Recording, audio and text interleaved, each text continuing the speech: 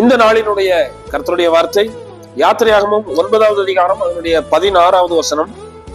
என்னுடைய வல்லமையை உன்னிடத்தில் காண்பிக்கும்படியாகவும் என் நாமம் பூமியில் எங்கும் பிரஸ்தாபமாகும்படியாகவும் உன்னை நிலைநிறுத்தினேன். கர்த்தர் பார்வோனை அழிக்க வேண்டும் என்று நினைத்திருந்தால் ஆரம்பத்திலேயே கர்த்தர் அழித்திருப்பார். ஆனாலும் ஏன் கர்த்தர் பார்வோனை நிலைநிறுத்தினார் என்றால், ஆண்டவருடைய வல்லமையை பார்வோனிடத்தில் காண்பிக்க வேண்டும், அவருடைய நாமம் பூமியில் எங்கும் பிரஸ்தாபமாக வேண்டும்.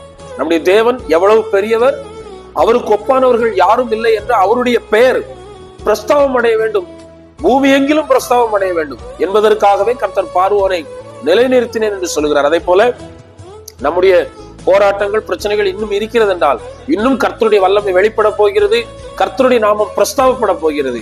அதற்காகவே கர்த்தர் அதை அனுமதித்திருக்கிறார், நிலைநிறுத்தியிருக்கிறார் என்ற நம்பிக்கையோடு கர்த்தரை நம்புவோம். கர்த்தர் நம்மை ஆசீர்வதிப்பாராக. ஆமென்.